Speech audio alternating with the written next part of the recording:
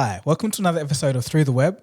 Today we're going to be talking about the Adani scandal and some stuff to do with Black Mirror and AR, which is very interesting. Elon Musk causing a Twitter storm and also TikTok's future. So enjoy. I'll start with a bit of a gripe. You know the little lobby cafe that we go to? So I've been going there for almost 5+ years, ever since I've been living there, right? And every time I've gone there for coffee. That's been my go-to coffee place. And essentially what's happened in the last month or so is that there's a new coffee place that's literally 30 seconds from that place. Now, where I live, every time I have to go to the new coffee place, I have to walk past the old one. And it makes me so guilty. And I don't know why. Especially because I think it's almost like having your designated barber. Like you cheat on your barber if you go to someone else. I feel like I'm cheating on this old coffee place, on my new coffee place. And the first time I actually walked around so that the usual people don't see me getting coffee from the new place. But I just hate doing this every day, and I just wanted to share that. Okay. I love the new place's coffee, but I have to walk past it every single time and I have to kind of peek over and see, oh, look at this. I guess it's natural, but it's a business after all, not a friendship. So it's. But I think there's something to the idea of going somewhere regularly, and even there's not the same people I saw 5 years ago. You just, I don't know, somehow build a bond. Yeah. To a place that you've been going for a long, long time. And it's the same thing with barbers, right? I think there's a whole culture about going to the same barber forever. Do you have a designated barber that you go to? No, not really though. But I understand what you're saying. And I think it's kind of human nature as well, to have those bonds, to almost habits. Like you know, you're settled in that area. You know what you're doing, you know the routine. But then when that's broken, I guess it's a bit of uncomfortability, and that can manifest in different ways. And I guess yours is. Yeah, I think it would have been better if I didn't have to walk past it every single time. Like I've got my hands full of tray cups and new food and everything, and just walking past and looking at the other coffee place. It'll be fine. I think they just should up their game then to win you back. I guess that's the whole game of the business. How's your week otherwise? Not ill this week, which has been good. Neither of you, I assume, which is great. That's awesome. This week actually just making a lot of music, working on that side of things, awesome. Which has been good. Learning about saturation, this project, which is a lot of fun. Don't know what else to say about it, but just sometimes get addicted. On the music, now a lot of people have been commenting regularly, actually, that they miss the intro that we've had. Right. So I guess for context, for those who don't know, essentially this was a royalty-free thing that we got, and we've been using it. But then somebody just kept copywriting us every single time we'd upload it, and we thought, it's just not worth the effort. We didn't think many people would miss it, but every now and then, like even the last week, somebody commented, "Oh, where's that jingle? Like I really miss it." And I think I also, when I chose the intro, I chose it in a way that it's kind of similar to the Cold Fusion vibe, that it's chill, it's lo-fi. So I don't know, I did tell you that you'll have to come up with a new one as an original version of it. But now it's making me think that what if we just do a cover of that song in our own way? It'll be something very unique. I play a bit of music. I can do the bass line or something. You can just set it up and it'll be our own version of it. I think that'd be really cool. But what would be the legal implications of it? Well, that's a good question. But you can't really copyright melodies or chords, because I've watched quite a few legal videos about. Yeah, right, Rick Beato. Other guys as well, but Adam Neely, I think, was. Yeah, Adam Neely just really good. Yeah, but those kind of concepts are so fundamental that you can't really copy it. You can't really steal it and get sued for it. But it's not a good idea to do that, I think, because everything will sound the same. But so I don't think there's much legal trouble. And plus, it's a royalty-free thing as well. Yeah. So I don't think anybody has exclusive IP attached to it. So I think we could do it. Yeah, we should just do it. Just get into a studio, it's like 30 seconds, and it takes 30 seconds to record. That's it. All right. Yeah, that sounds like we should work on that project. what did you watch otherwise? Yeah, not that much. I guess there was a video or a couple of videos about some Rockstar news. So there was a leaker. This isn't the gaming company. Yes, sorry, Rockstar Games. So GTA 6, the latest in the franchise, there was a leaker that supposedly is working on it, and he says that the graphics are going to exceed everyone's expectations, and they're better than Unreal Engine 5. The game's been in development for 10 years, and he says, it's the graphics are just ultra realistic. And there was also a GIF of some of the water physics. And it reminds me of some of NVIDIA's demos where they had they use AI and particle physics to make this ridiculous water. And he says that, that's going to be in the game. Wow. So every little detail is, spectacular, essentially, and apparently. So, I've been looking forward to GTA 6 for such a long time, and I'm sure everyone has. It's just going to break records when it comes out, for sure. Did you end up getting a PS5? No, still. Are still on the hunt for it? Because I think the last time we spoke, it was out. Yeah. But now it should be back. I don't know. I'm fine. I don't really play that much games. Like, but a little bit on the weekend. When GTA 6 comes out, I probably will. Yeah, you'll need to. And there was another piece of news. I have to verify this, but apparently PlayStation bought exclusive rights to GTA 6. So that's gonna be. Let me check. Yeah. So Dagogo's checking it right now as we speak. So. Okay, scrap it. Fake news. Fake news alert. But because it wouldn't make sense either for Rockstar, because they would lose out. Like lose PC out. market and everything. I can't imagine the amount of money. Like Sony the PC, would have to pay. PC modding and on GTA games. Exactly, is huge, massive. So that wouldn't really make sense. But anything else that you've been? Well, watched the Verge video about some new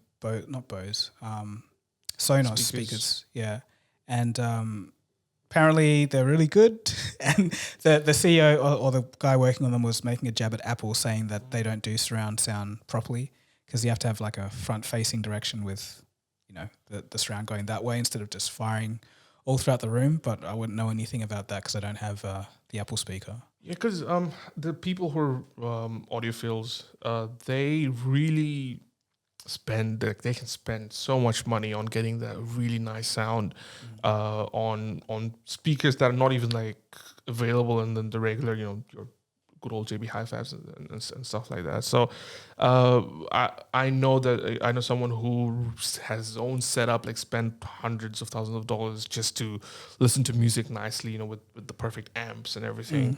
I know a guy as well, but he uses records and vinyls and has the preamps and all of that kind of stuff. Yeah, exactly. And I don't know. I'd love to experience that on the daily, because I remember listening to something in that space like ages ago. It was it wasn't recent either, but now my music taste getting more varied and more experienced. It would be an interesting way to experience music. And actually, on that note, I saw that something that came up again on my TikTok, or was it Reels? I don't remember anymore. But this guy starting almost like a listening party thing. So essentially, how different forms of art have different ways of consumption. With movies, people go to, there's a communal impact of it. There's like art exhibitions. For music, you get the live concerts, but there's actually when you listen to music, it's usually one-on-one, right? It's an individual kind of connection, which is great. But what this guy's trying to do is, he bought out a space, was renting a space, and he's kitted it out with like the perfect acoustics in it, with the nice speakers. And essentially you buy tickets to there, and they'll have like a party of everybody listening in, and then have a discussion of what they thought about it. And I thought it was like really nice. I think it'll be a nice experience. Like, imagine an album that you've been waiting for, or even if not, like just going in there to just on a weekend spend an hour or so listening to new music that you're in a very nice setup with people with similar tastes. I think that would be a really cool experience. Yeah, but I guess lawyers will be chomping at the bit if he's playing music and is getting people to pay for it. I think that's right. I totally forgot about very that. litigious these days. So Yeah, because what would the implications there? You wouldn't be, because you can't play music publicly either. Even like shopping malls and stuff, like they have to have certain licenses to be able to do that. Probably, but I guess the on top of that, he's charging money for it. So I guess he could argue that his value proposition is the discussion and bringing people together, but it's based on the music. So I don't know. I'm spending like so much money on the acoustics. Oh, but the lawyers don't care about that. Yeah, exactly. But so it's a good idea, but I just worry about that. Yeah, no, that suck. Yeah. Oh man, that was a downer. But just back to the Bose thing for a second. So for the Sonos, I keep saying Bose, it's just the name I got in my head. But for these Sonos speakers, the CEO said we listened to what people said about the Sono ones. I think that was the previous main speaker they had. And they said we've added a line in because people use record players. We've found that that's actually increasing to the point where, people have requested for this feature. And then I was like, that's, it's ridiculous because the other Sonos, you had to connect it through the app and then play music through that app. And you couldn't, it wasn't just a normal Bluetooth connection with any old phone or any old device, because I actually have one of these speakers and you can't plug anything into it.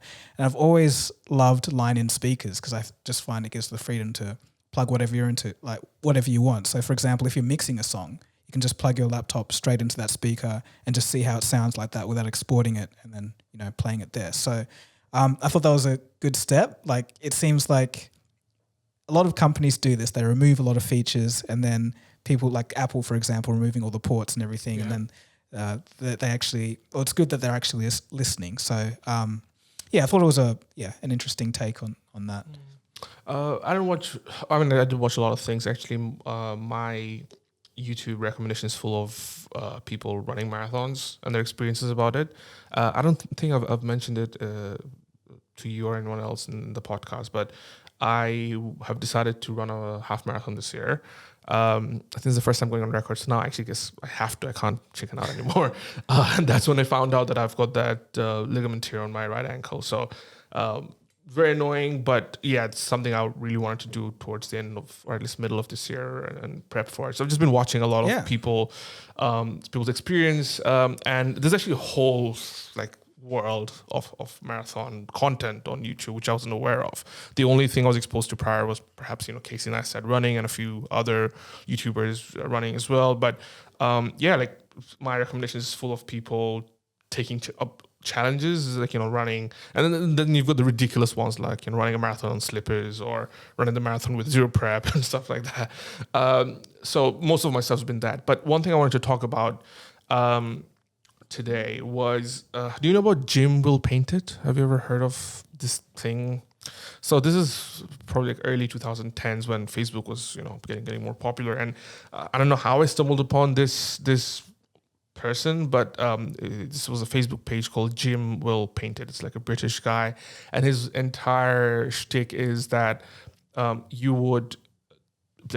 people would comment on what they want to see and he'll paint it. Sorry. No, this just reminds me of something I saw on Twitter, but continue. No, go on. What did you see? so basically, just imagine. Okay, so basically there's this, caricature paintings, right? Where you have people sit and then they do the caricature. There's this one, I don't know if it's a lady or guy, but she just does, I think it's a lady, but she just does it so well where they'll have the littlest gap in their teeth, like this guy and this girl, but then she'll do it painted in such a way that the entire forehead of the other person fits inside the gap of the teeth. And every little detail is so extremely exaggerated that it's unbelievable. You just end up in stitches every time she reveals it. I mean, or she does it in a funny way. It's hilarious, absolutely hilarious. The people that are getting roasted love it. It's just, it's so good. Sorry. That's right. But Jim's thing is kind of similar where people would tell really weird stuff, right? And this is, you probably know where this is going. Some of the examples is, Queen Elizabeth playing basketball with Kobe Bryant while riding on a horse, right? And what Jim would do is he would paint it, but on Microsoft Paint. So you probably would have seen some of those kind of get viral here and there, but these are really detailed stuff. It's not just very simple. And he kind of developed his own style because every time it's on Microsoft Paint, right? So he would would take hours and hours and hours, and he'll eventually paint it. And the idea of it is most of them end up being very funny because of the prompts given to him by the people online. And in fact, when I was first introduced to Midjourney and DALL-E, the first thing that came to my mind was Jim'll painted, like how all the weird stuff, people, I think it was innate to human beings that they want to imagine these things. And Jim used to be that AI in that case, and he would do it via Microsoft Paint, right? Now, the reason why I bring this up, because he recently shared a Guardian article that was done on him in 2013, and the comments were like brutal. And this was in the arts and design section or arts and culture section. And the comments about it was, this is like terrible work. This is not, I don't know why this is famous. So obviously there was like a whole kind of elitist group who didn't really appreciate it, but then he was writing on that meme culture on Facebook that made him popular, right? And one comment in particular stuck out. This was on the 7th of March, 2013. So it would have been exactly 10 years by the time I'm reading it. This comment says, I have nothing against the images here. They fit neatly into the comic, but painting on computer is not painting. I'm not sure what to call this, but it's not painting. And you can tell when you print an image out, it has a flat, dead surface. Nothing wrong with this guy and what fits in with the artist's vision, but I suspect most times it doesn't. This comment, I think, just embodies like the people's reaction to technology.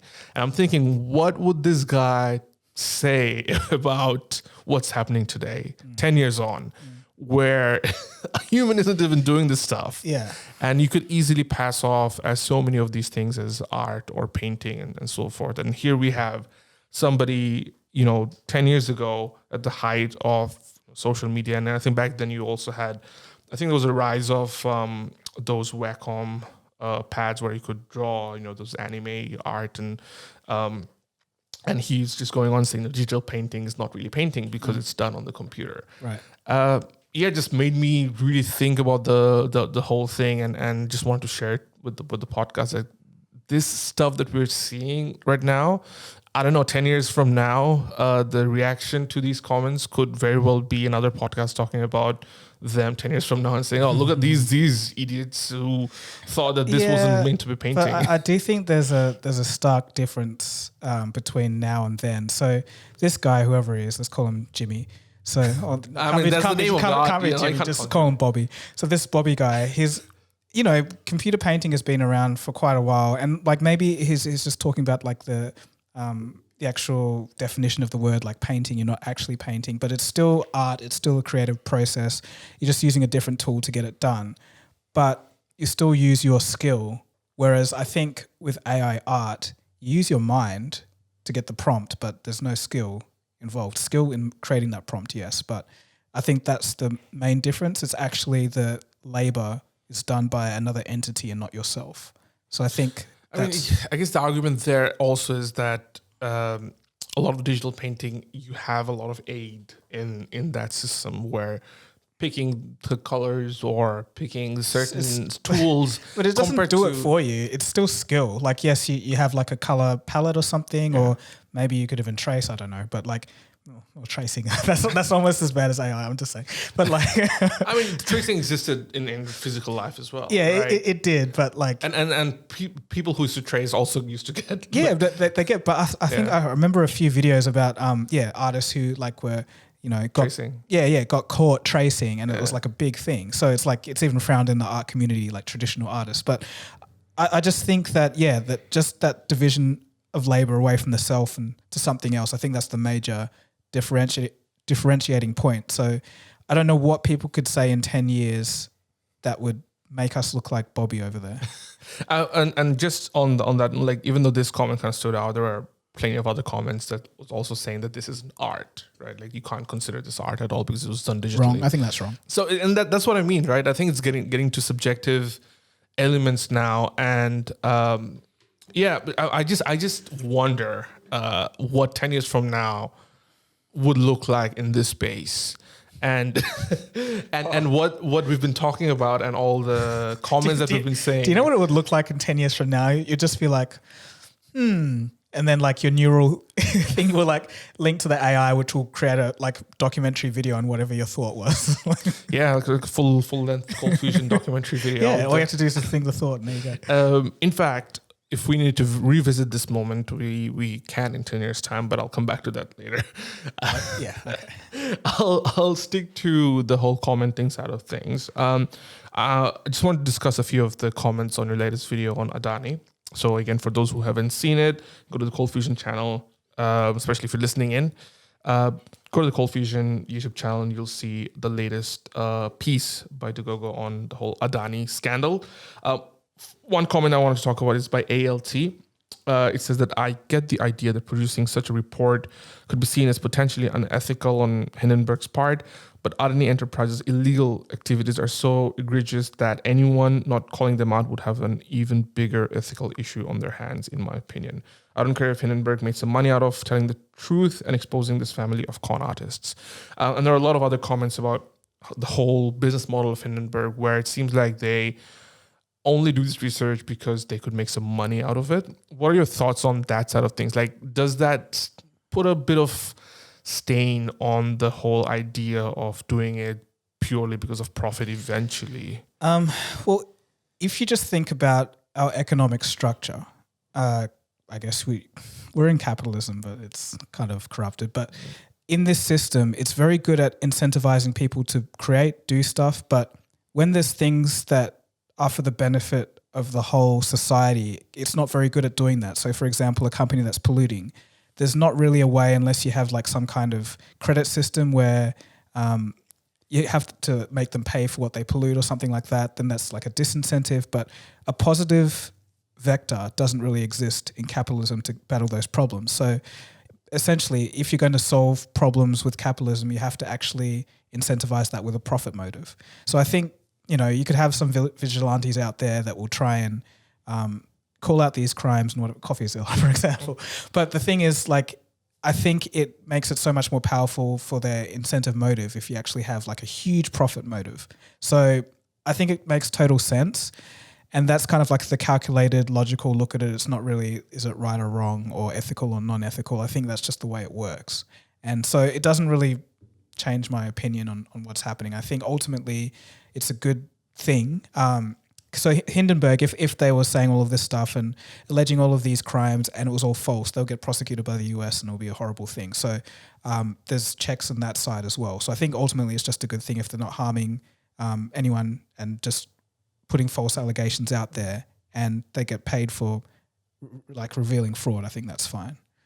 What I also found interesting was how a lot of companies are now still backing up Adani because they feel that it's a good sale price right now to buy into them, and then eventually they'll make a comeback. I mean, the way things are, do you see? To me, at least, it feels like they're pretty, like they have a good foundation to actually get past this. But what are your I actually agree. thoughts? So they have a lot of assets, and if they could stop their debt runaway situation, that could, they could essentially bounce back from this. But the other thing is they're in cahoots with the government. So if I'm not mistaken, one of the prosecutors is the father-in-law of someone in the Adani family or something like that, or son-in-law or something like that. So it's like it's all quite tightly knit. So it's like they can't really fail, in my opinion, anyway. Because I think, the government has this, the Indian government has this path of growth. They've set that up, and Adani is doing all the work for them. So it's like this tight collaboration that I think will be hard to. Even though there is corruption, they'll get a slap on the wrist or something. So yeah, it's all family ties. Just reminds me of Succession, which you have to watch. It's like the third time, probably the 10th, and especially because they the final season is out in 2 weeks, so there's only 3 to 4. Oh, this will be the 4th season, and I like that because they're ending it on a high. Like they're not dragging it out, to oblivion. So because season 3 was incredible, and they didn't announce that they were going to end it, so now. It's coming out in 3 weeks' time, and I can't wait. Like it's gonna be incredible. Binge watch then. So, sorry, I should binge watch. Yes, and it's on binge. So, was that intended? one other comment, Sahaj Joshi says that whenever I see something big happening around the world, I can't expect Cold Fusion to make a video immediately.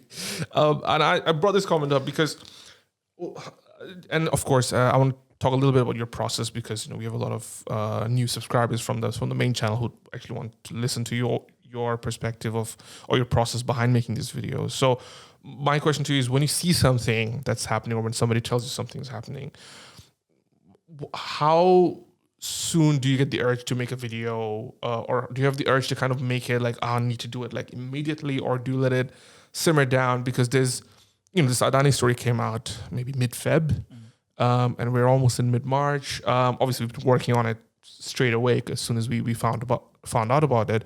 But obviously, there has been a bit of a lag time, right?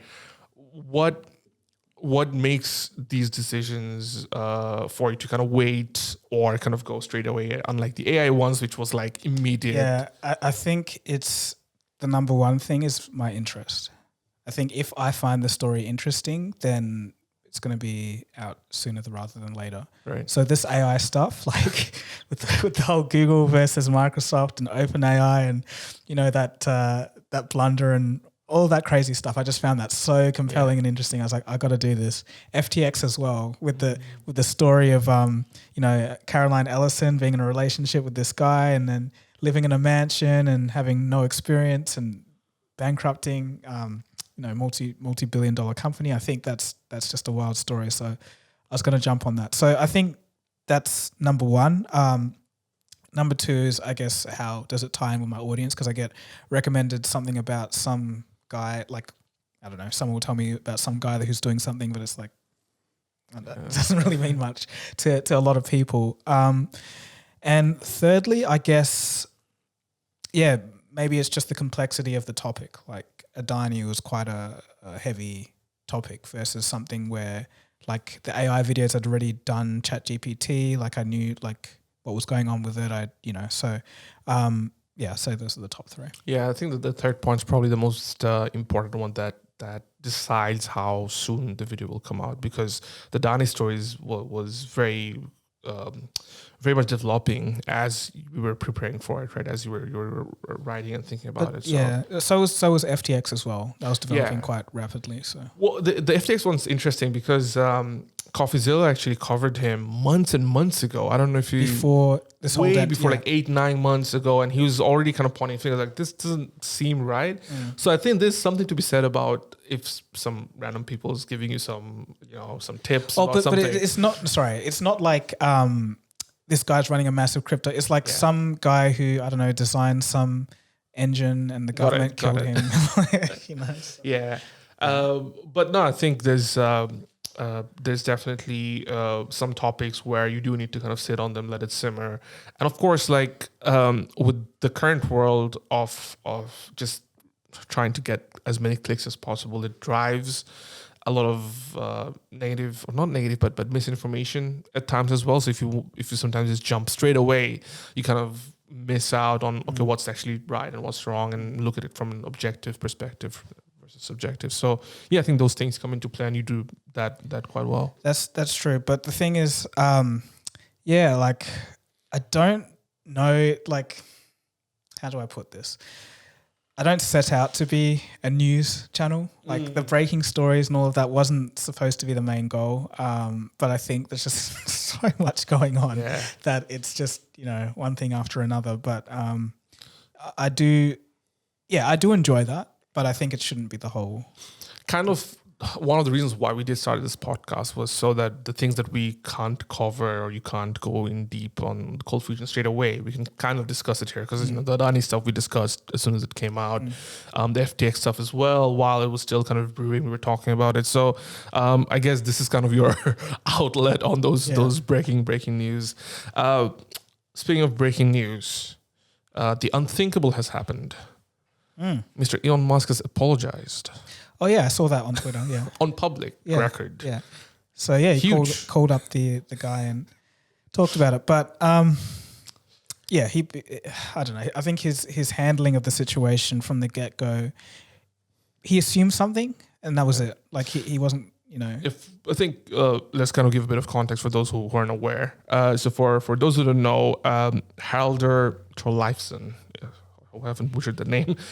He's from Iceland. He's an entrepreneur, businessman, philanthropist. He sold his creative agency UNO to Twitter in 2021. And essentially, he's been part of Twitter to an extent over the last few years, and seems like he was quite an important part of some of the things that was happening before Elon came on. And I think part of the contract was also that there's speculation that they'd have to pay him a big amount if he were to depart from this. So what turns out is, over the last few months since Elon took over, obviously there's been chaos and with so many layoffs as well. Mr. Haraldur, he tweeted out saying that he's not sure what his position is at the company anymore because there's been lots of just things happening and it just seems like he didn't have a place. So he asked it out publicly. He tried reaching out to the HR, but he never heard back. So he tweeted about it publicly. Eventually got Elon's attention. Again, Elon does what he does. Reached out to him publicly on the tweet saying, "Hey, what have you done?" He listed out what he did, and apparently Elon just laughed him out of the whole thing. Where a few hours or a few days after that tweet, he was told that he was no longer part of the thing, and there was a whole kind of public debate happening around this, whilst these two individuals, basically the boss and the employee, essentially, were having a bit of a back and forth publicly about the role itself. And there were people supporting this individual, and there's people supporting Elon, and this whole thing was just very chaotic. But again, as it turns out, Haraldur here was not just any other employee. Like he's not only had a significant part to play in the last few years of Twitter, but also he's quite big in Iceland. Like he's a popular businessman. He's a philanthropist. He's also disabled, and he's done a lot of charity work around that side of things as well. And that kind of caught the attention of the mainstream media. So like, oh, what's happening? Now, it turns out that as of, I think, yesterday, Elon has publicly apologized over the thing and said that apparently Haraldur is now even considered remaining at Twitter. But no, there's no specifics as of yet. The exact quote was that I'd like to apologize to Hallie for my misunderstanding of the situation. It was based on things I was told that were untrue, or in some cases true but not meaningful. But yeah, just the whole back and forth about him being disabled and saying that he couldn't spend hours writing stuff, and now he's tweeting up a storm and just putting allegations against him. Just, I don't know, man. I mean, Elon's done that before and gotten away with it, but I think this time it kind of came back to bite him at the bottom. Yeah. I guess ultimately it's good that the two of them have made up publicly and I guess privately as well. I think that's probably the most important takeaway. But I don't know, if I was this individual, I would feel quite insulted, someone saying, "You're disabled. What do you do? How are you typing?" Like, it's like, well, I literally did all this stuff. That is a lawsuit, like, just waiting. No, but that's why I'm glad that they made up, because I don't think that's going to occur. But Elon did post something that I found funny. Have you ever seen the movie Office Space? I haven't, but I've seen the memes. Okay. Well, he posted that scene where one of the characters is working at this boring office job and is like, what if I just don't care? What if I just don't do anything? Well, he got hypnotized to be like that. But anyway, he rocks up at work and just like, it's like he happens to be at the point where the bosses are firing everyone. So they call him into the office and then they're like, "So what do you actually say you do here?" And he's just like, "Nothing." But then the bosses ended up liking that, and then it was pretty funny. But so he posted a screenshot. Elon posted a screenshot of that. But yeah, I think the way that Elon went about it, he had a mindset, and it's like, this guy did not work here because maybe I'd heard something or whatever. But yeah, he just went with that. But kudos to him for actually calling the guy up and sorting out the issue. Yeah, and I think hopefully again Elon just takes a step back before just going out public all the time. I like the fact that he's one of those CEOs who tries to be transparent through these public tweets, but it also seems like, it just causes unnecessary attention, unnecessary issues, and I mean, it's just unnecessary drama. Yeah, like I always imagine, so even at this case, for this case, I wonder what he's doing. Like, is he sitting on the toilet? Like, what is Elon doing at this time? It must be late at night or something. And that begs the question as well. You're running three, four, I don't know how many companies he's running at this moment, but, at least he's on the board of so many, of some of the biggest companies, like top 10, 15, 20 companies in the world. And he has got time to do this stuff, which again begs the question, like, okay, like what are you doing, Elon? You know what I mean?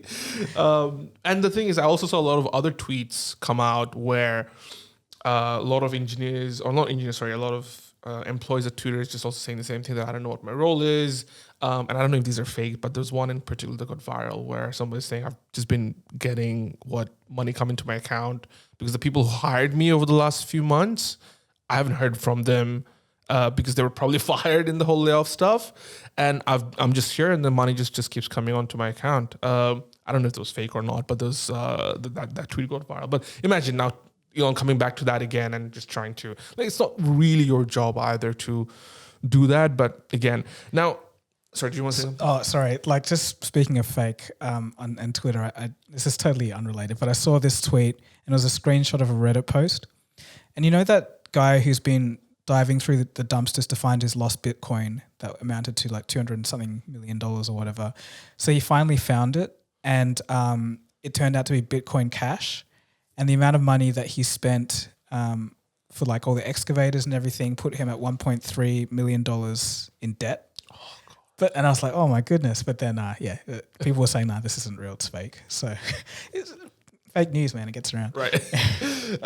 Just on the Twitter side of things as well. So obviously there's been so many layoffs ever since, Elon's come on. And I think as soon as he come on, he probably laid off 50%. And over the last few weeks, there's been more and more glitches on Twitter. I don't know if you've been noticing, but there's been more bots and lots of trolling as usual. But there's been some issues on Twitter, so much so that I think Elon even said that they need to rewrite the entire code of Twitter, like everything's broken, like it was never right at the start, right? It's not good. And apparently an engineer told BBC that it's like Twitter right now is like a building where all the pieces are on fire. When you look at it from the outside, the facade looks fine, but I can see that nothing is working. All the plumbing is broken, all the faucets, everything's broken.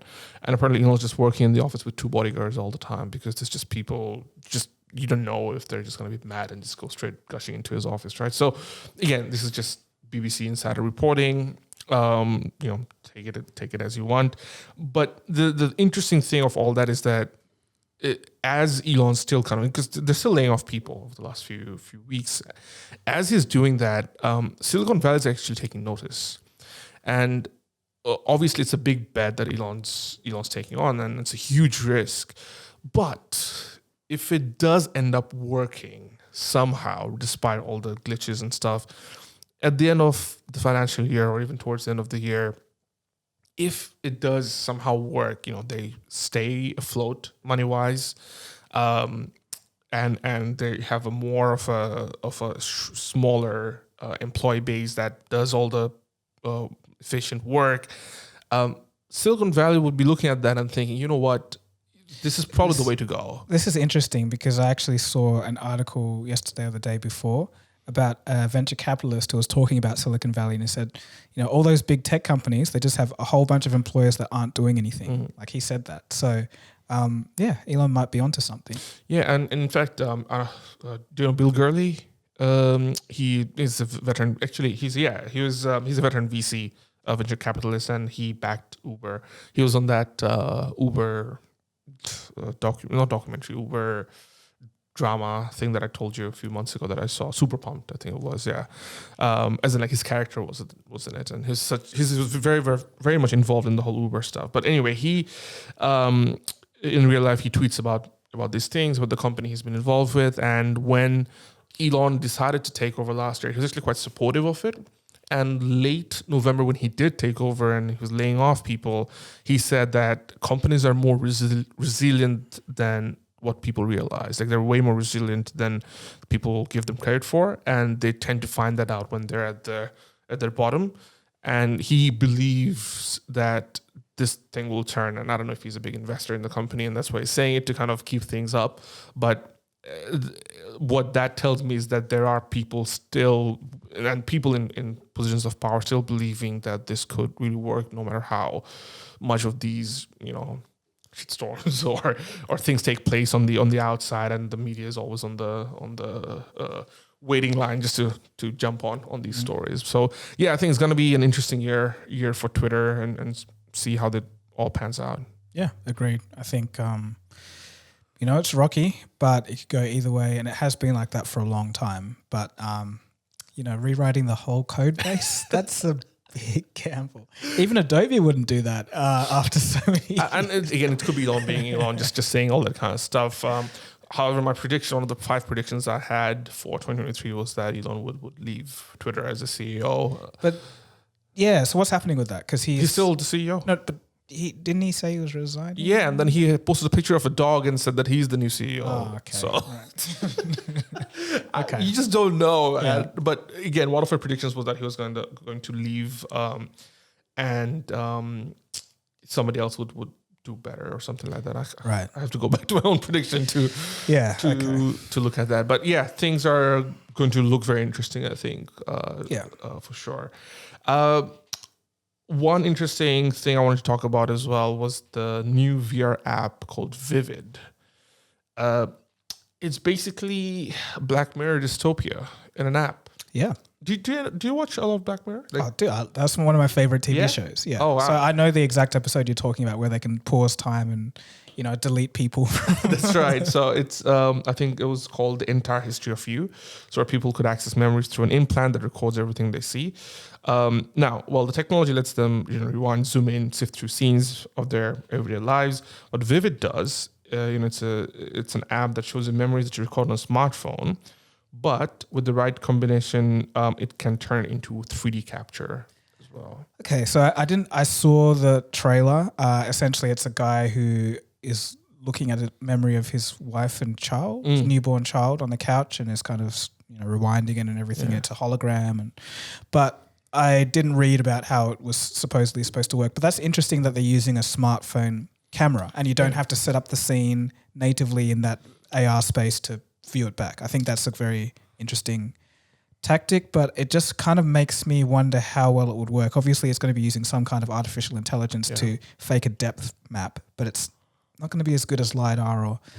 So I don't know. It'd be interesting. I'm a little skeptical that it's going to work even as well as advertised, even though it's fuzzy in the actual demonstration. Yes. I don't even know if it's going to work that well, but it's a great idea. And I wonder what the use cases will be. There'll be some strange ones, I can assume. But I also, how does it position your memory? So like, is that written? So like, say you've recorded your daughter 20 years ago playing with a ball in the grass. How do you play that back if you're in your house? I think because it's used. The examples that they showed was using images that turn into 3D. So they'll use sensors and software within the smartphones that you use it. So if it's an older smartphone, it probably won't do as much of a good job. And even the examples that they were showing, as you mentioned, that it wasn't perfect. Like you could see that it did feel like a real memory, right? In the sense that it was all fuzzy and hazy. So I think if you feed in more information, it'll work better. But I think the basic is that even a simple picture could be used, or a few pictures could be used to turn into a spatial 3D memory that you could use a VR headset to live through it, essentially. So I would imagine that if you have enough videos, if you actually sit down and map your entire house, feed it into a database, and somehow it recreates that, you'd be able to live through. Yeah, but that's kind of what I'm saying. So like, yes, if you have the whole data map of your house, that's fine because the environment matches what you're going to be viewing. But if the environment that you've taken this video on is nothing to do with where you are, what happens then? Because that will be most situations. So yeah, and I think that's I mean that's where they'll be using some of those their tech to be able to recreate or expand on that existing photograph or video. Like I think they've done a great job in the marketing, but Magic Leap, obviously it's not the same thing, but it had as big an impact, I guess, on the tech community. Because I think this is a bit wider because I've heard about this from different places, but the Magic Leap concept was like, wow, this is AR, it's the future. And then it kind of just fizzled out. So I'm positive, but also a bit skeptical, cautiously optimistic. Probably. Yeah, same here. I think, again, it won't have a lot of day-to-day use cases because it's more of a novelty thing. That I just wanna relive some of my childhood memories or older memories. I'll just have some spare 30 minutes. I'll just see what I did 5 years ago in Malibu or something. Yeah, and I guess just put it on and live through it. That's it. But I think the more wider implications of a society, obviously there's the interesting things that you mentioned. I mean, anybody who wants to know can easily watch that Black Mirror episode. But other than that, I think what does that do to, I guess, the human mind of moving on? Oh, okay. For example, if you had a dead relative or somebody that you only have a memory, I think that's where it can get. The thing is, really difficult. It's people who want to do that.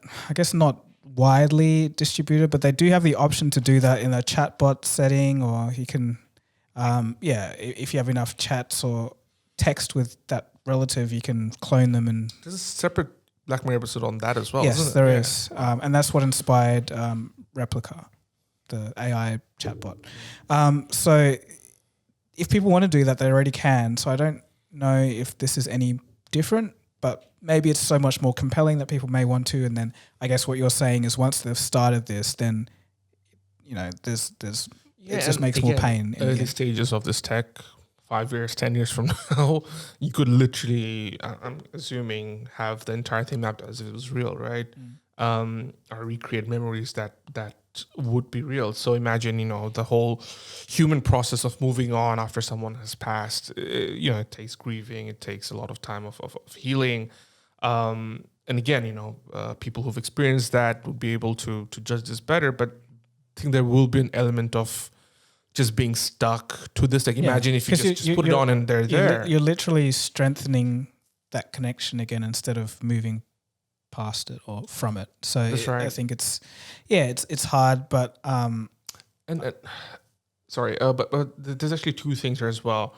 One thing, what these guys are doing is mostly reliving a memory that has happened. The other aspect of it is once I don't know if they have that technology in the future where there's a two-way street of conversation with that individual, because that's where things will get tough.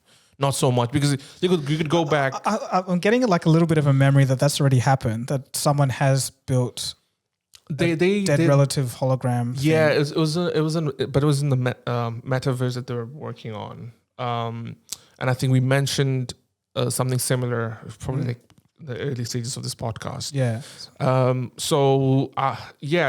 Like that stuff compared to this tech, because that was I think more of a concept. Right. But I think this one's more vivid.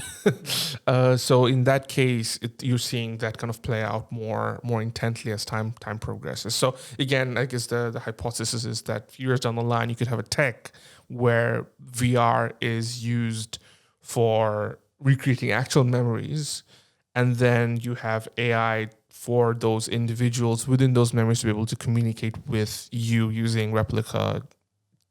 Using their voice recordings, regenerate. Voice, yeah, like imagine just putting a headset on. People, I mean, they're not real. Oh man, it's gonna be, I don't know. Yeah, I don't know. Maybe a good thing would be funeral homes where you can just view one last time. They prepare everything for you, and then you can just say goodbye, and then. Yeah, I mean, because I think the reason I say that is because I think it has, that positive aspect of being able to just, finalize something. But doing it over and over again, I think that's where it gets a bit much. So exactly, yeah. I don't know. But then I guess if the funeral home sets one up for you and then there's a glitch where like, oh God, that's the worst goodbye. It's like the mesh like goes funny or something. But so speaking of AR glasses, I did see a little not presentation, but it was like a show reel from Xiaomi where they had glasses, like AR glasses that looked like glasses almost. Like they're a little bit further out in front of your face, but they had, they weren't like a VR or AR headset. It was like glasses. Wow. And it's the first I've actually seen that, apart from Google Glass, but the first I've actually seen that looks semi-okay. So they beat Samsung, they beat Apple, they beat everyone. So, but then Apple's probably going to come back. Apple comes with just like contacts. It's like, we skipped the whole glasses thing. I haven't seen that actually, but imagine a whole funeral home wearing those, like, sponsored by Xiaomi. And then... and then it's halfway, like, it stops with an ad and you got oh God. It starts with an ad, and then when you want to view your dead relative one last time, it said, "Oh, you can't show it because the premium has not been paid. $9.99 to unlock this feature." Hey, look, it's gonna happen somewhere, sometime. Man, oh God, that went weird very fast. But look, some quick news to finish the episode today. So. Meta is cutting its real play bonus program on Instagram and Facebook. So is that the revenue sharing or? Yeah, so essentially that they had the whole bonus program that they started. I think around the same time that TikTok was doing the whole revenue sharing as well with the creators, and Meta was incentivizing a lot of the creators to create more reels and stuff. But they're cutting back on that, which is interesting. Now here's the quote. So they said, "We are evolving the test of our Reels Play bonus on Instagram and Facebook as we focus on investing in a suite of monetization solutions to help creators earn steady streams of income." Said Paige Cohen, a Meta spokesperson. "We will look into ways to run the program in a more targeted form, for example, in potential new markets." So basically a whole lot of nothing was said. Well, yeah, it almost seems like, look, we're taking this away, but to give you something else. But what that else is, we don't know. We can't tell you, but yeah, it's just typical corporate buzzwords. Imagine if like the ad rates that they're getting from the advertisers were the same, but they're just taking more money from the creators. It's probably, I think advertising is dropping generally, but I think, I don't know. It makes sense, but I don't know. I'm not too sure what to think about that.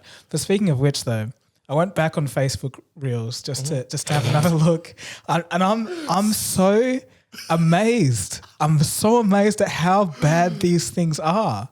Like there was this one where it was a group of friends or whatever, obviously just a bunch of actors or whatever, and then there was this girl on the floating bed in a pool with her laptop, and then one girl just gets a knife and slashes the pool thing, and then they push her out, and it's just like floating around forever. Obviously, I just kept skipping through, but it was just it's like 10 minutes of her just floating. So it's not Reels though; it's like an actual video. It's like real. You swipe through them, but they can go for like 10 minutes, 15 minutes. Yeah. So yeah.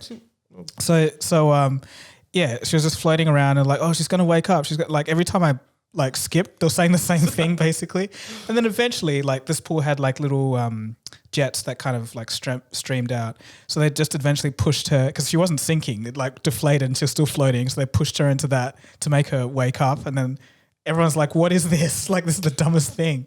Yeah, and there was just heaps of that stuff, and I'm just fascinated that people put the time to make this, and then some people believe it's real, some people are like, they're such mean friends, like she should go find new friends. It's like obviously Facebook, man. But look, just click on the settings and just say not interested. Oh no, the thing is like I don't go on Facebook at all. It was only because I was on here and I was I wonder.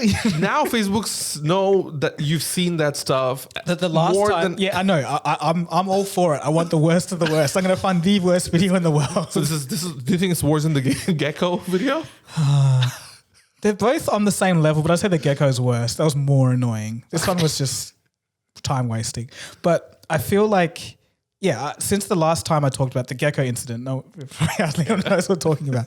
But that gecko incident, that was the last time I went on Facebook Reels. So it's been like months, and I just come back occasionally just to see how bad it's gotten, and it's amazing, really. But you got to check it out. I think that's not the Reels; that's just general Facebook videos. Oh, okay. Because Reels are just 30 seconds, or 1 minute. Okay. So the TikTok style stuff, which is the vertical. So that's just but it's vertical as well. It's not landscape, and it's the same. I think mechanism. on Reels and stuff, you can't. It won't be 10 minutes for sure. It'll have to be less than a minute or 90 seconds or something. So is there such thing as Facebook Reels, or is that? There's a Facebook Reels or an Instagram Reels, which is basically the clone of Twitter. So you can't go through like what's happening and stuff like that more than a minute or so. Oh, okay. So that's just. I guess it's no, that's not. So we're teaching Dagogo how to use technology. No, I'm actually. So much dumb stuff. All right, we'll get to that anyway. Right. Yeah. But yeah, I think overall the reason why I brought that up is also that I don't know if I have had a chance to look at the YouTube Shorts revenue sharing stuff. I clicked accept. That's about it. You don't have Shorts on your YouTube, but what I mean is it's been like a month and a half since YouTube's announced that they're gonna do a more comprehensive Shorts sharing revenue model with the creators, and right now the average of 1,000 views gets around 0.02 to 0.05 cents. Is that better or worse than TikTok? Turns out it's actually better, but still, it's like. You get 20 million views and you make like $1,000. And I think it's a fundamental issue with the Shorts format because you cannot put ads there. Like, so it's gonna be interesting to see again. Like, this is again probably the better thing than it's better than Meta and TikTok that YouTube has done, but how far that they can take this for creators is the question. And again, this year will be a telling year for Shorts formats. Because this is the first time all the platforms are on it, and all the platforms are trying to incentivize creators to make Shorts. But I think no one's paying. So and I think eventually, it's the thing is you can't be a solely Shorts creator to sustain. You'll have to have Shorts, and then that you can be a Shorts creator, but you get native or like advertisements. So you're promoting a product or a brand. Yeah, but even then, like on 30-second or 60-second clip, it's so much harder. Eyeballs, like if you get 20 million views, that advertiser will be happy to. For brand awareness, but not so much for conversion. So there's that side of things as well. So eventually, I think for most Shorts creators, they usually use that as a funnel to send people to something else. Of course. But again, we'll have to see towards the end of the year. But I just want to make one last point. I don't think TikTok can ever die, even if it runs out of money. What do you think so? It's the Chinese government needs them to spy on everyone. So there was actually... but I mean, that's still legit, right? Like still allegations. So there was a Senate hearing like 2 days ago where the FBI, so I need to know American politicians' names, but Marco Rubio, so I don't know, one of those guys. He was questioning an FBI director, and it's like, if China wanted to, can they spy on all American citizens, blah, blah, blah. Can they use their phones, different parts of their phone, et cetera, blah, blah, blah. And the FBI director was like, yes. And then he was like, let me add, if America wanted to design an espionage tool as good as this, they could not if we tried. And China, we welcomed them into our homes and we gave them protections. That's what he said. So, yeah, but again, like this, it is allegations, but the thing is, like the whole thing is there. The thing is, TikTok's been trying to sit down with actually government officials and TikTok US, right? Which no, UK as well. But not not from China, because like because there have been reports of the TikTok US people saying we don't actually know what's going on. There's certain people that we can't talk to. There's certain things that we're not allowed to know about. So it's like they're just an arm, but they don't know all the information. So it's like still. I think the main thing is the TikTok that exists outside of China are mostly independently run.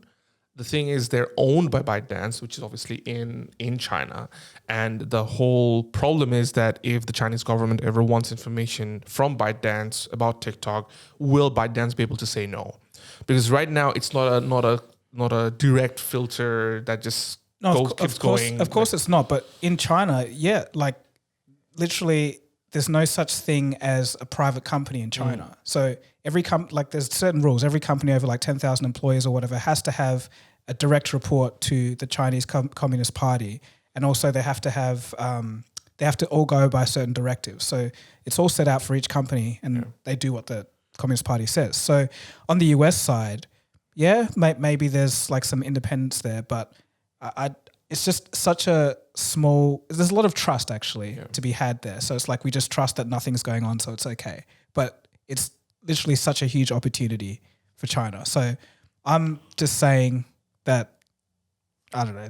It's not going to go away regardless. Yeah. Unless governments kind of intervene. Yeah. Which again, I don't see happening as much. And I think we talked about this in the last episode as well. Is that TikTok's just been trying to expand in so many different industries. They have a foothold on, the music side of things. They've got on the sports, entertainment. Like they actually have a lot of influence right now. And to just simply shove them away. But so you're talking about a ban, right? You're saying it's hard. Ban. It's hard for like them a complete ban. But the government doesn't care. Like the government would just be like, "Oh, these are the kiddies playing with their music and whatever." Who cares? Like this is a national security risk. It doesn't matter how integrated it is into everything. It's not like it's going to destroy the country if you take it away, but it may hurt the country if it's there. That's kind of but then the public pressure. There could be public pressure of from who? TikTokers? Yeah, like I think you're underestimating how much power TikTok has. I know TikTok is huge. It's like the biggest platform. Yeah. Billions of people use it. I understand that, but I'm just saying that one, it's extremely new.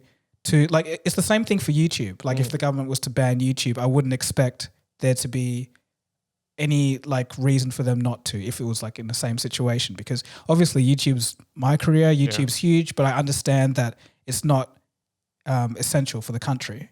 No, it's not. But then if they do that for whatever reason, there will be. They're not going to get elected again. Yes, but maybe not. I think it's. Have you seen anything like this in the past where they've completely stopped a consumer product or a consumer app where that's this popular? Because I can't think of an example or precedent. There's only been so many consumer apps, and I think it's just too new for something like that to have happened. So no, I haven't seen that. So I guess we'll have to find out. But my inkling is that whenever government takes a decision, national security risk, but the public's opinion on certain matters also impact these decisions. And essentially, if there's a backlash from rising population, private industries as well, because there will be a lot of private companies who depend on TikTok. There's a whole employee base as well that the only way I see it not going down is if there's lobbying. That's the only way. Like, okay, the only way I see it not going down if the government has the directive and says, okay, we got to get rid of this. The only way I see it not happening is if there's lobbying from some entity. Otherwise, I don't know. I just see them steamrolling it over. That's just my view, though. Yeah, well, I guess we'll have to wait and see. But it is getting a lot of traction with the idea of TikTok being banned in government devices, obviously, and also other governments taking an interest in this side of things. So yeah, should be an interesting year again. We'll see. Yeah. All right. Well, I think that just about wraps it up for today's episode. Thanks for watching. Thanks for listening, and we'll see you again soon for the next episode. Cheers.